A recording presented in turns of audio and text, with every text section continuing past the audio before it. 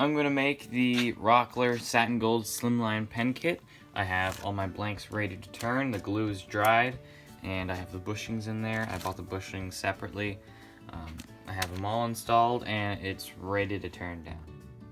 This Slimline pen kit was $4 or $5, and the bushings here, the bushings are $5. But at first I kind of didn't want to get the bushings just because there's these small little pieces of steel, but it's nice to have the bushings. I mean, of course you reuse them, and they'll last basically indefinitely, and they're already the right size and everything. It's pretty convenient just to buy the bushings instead of trying to find the right size and make them yourself. I'll be using the variable speed system that we took off of a treadmill. That's what this rat's nest of wires is back here.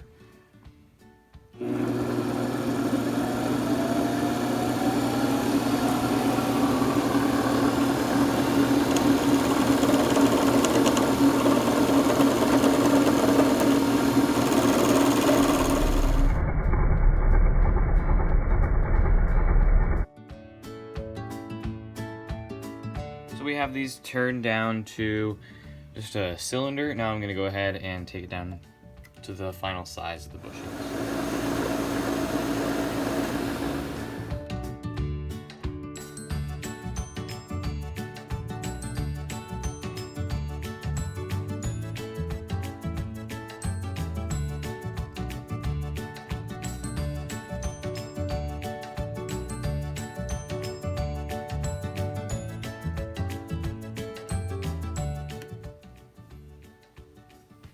Now to start the sanding process, we need to remove the tool rest.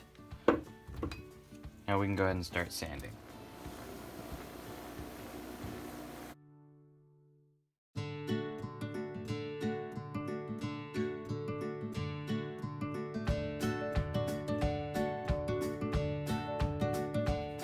So the wood's looking pretty good. I'm liking it.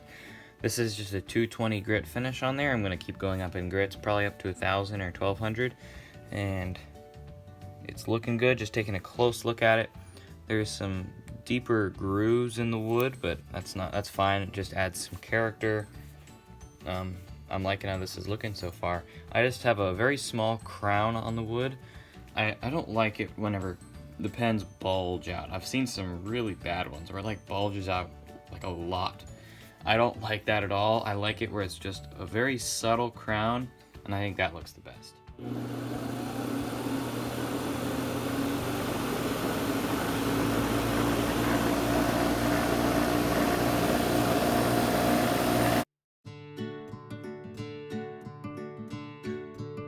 This is looking pretty good. I have all the grooves out. I don't see any 180 or 220 grooves. I just see some 400 grit grooves that I'm going to get out with some 600, and then I'll take it up to 1,000, and then probably 1,200 just to get this finished perfect.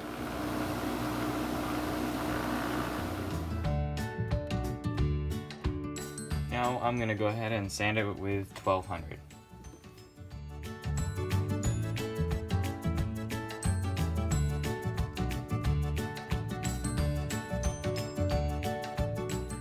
Now that has a really good finish on it, and I'm very happy. I don't see any scratches on it that shouldn't be there.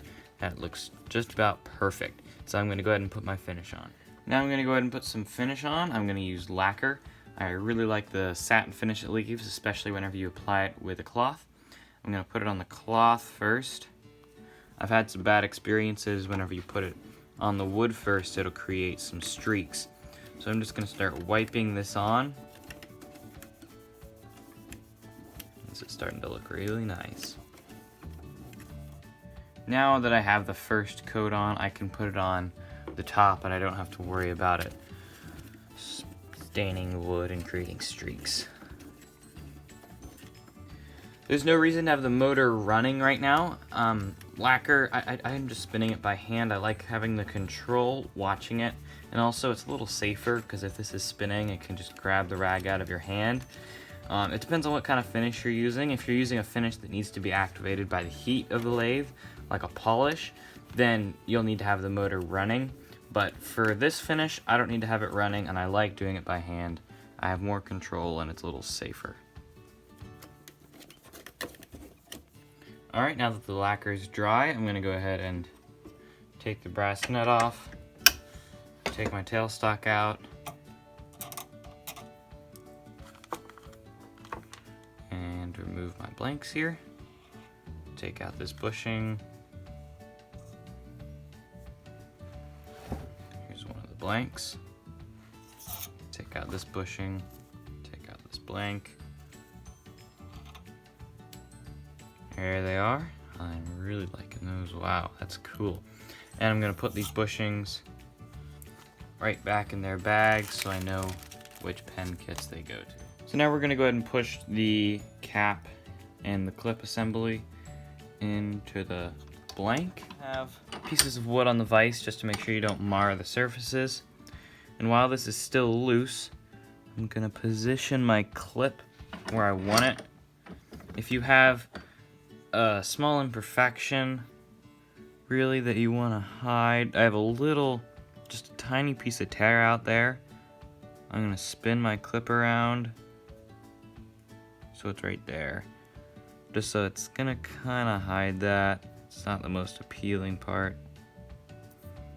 Just like that. Now I'm gonna go ahead and press this on the rest of the way.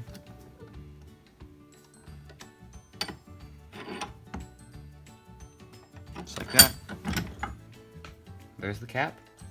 The tip is always the hardest part of the pen to press on, just to get it to go on straight, because there's not really any flat part on the tip. Now I got it, just like that. There we go. Now I'm gonna go ahead and press in the twist mechanism here. All we need to do, once we get this started, then I'm gonna put my refill in, and that's gonna affect how far in I need to press this. But first I just need to get it started.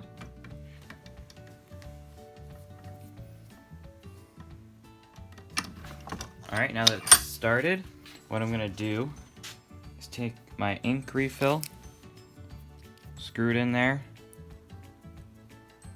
and whenever you twist it to the out position, it should be sticking out about 1/8 of an inch. So I need to push this twist mechanism in a little bit more. I'm gonna go right to the end of that brass, right there. Right now, let's see. I want it to stick out a little bit more than that. Let me take off that protector. Yeah, it's not sticking out enough.